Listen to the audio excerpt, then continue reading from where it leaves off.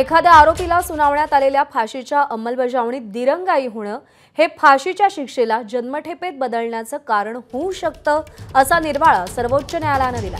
न्यायालयीन किंवा प्रशासकीय कोणत्याही कारणानं फाशीच्या अंमलबजावणीत उशीर झाला तर त्या आरोपीची शिक्षा जन्मठेपेत बदलण्यासाठी एक कारण ठरू शकतं असं न्यायालयानं स्पष्ट केलंय। 2007 सालच्या पुण्यातील बलात्कार आणि खून प्रकरणातील 2 नराधमांची फाशी मुंबई उच्च न्यायालयानं जन्मठेपेत बदलण्याच्या निर्णयावर शिक्कामोर्तब केलंय। त्यासोबतच काही महत्त्वाचे निर्देश जारी करत शिक्षेतील दिरंगाई शिक्षेचं स्वरूप बदलण्याचं कारण ठरू शकते असंही स्पष्ट केलंय। या संदर्भात उल्लेखनीय गोष्ट म्हणजे याच आरोपींना या प्रकरणात सर्वोच्च न्यायालयानं फाशीची शिक्षा कायम केली होती। मात्र दया याचिका राज्यपाल आणि राष्ट्रपतींकडे प्रलंबित राहिली आणि आरोपींनी हायकोर्टात दाद मागितली।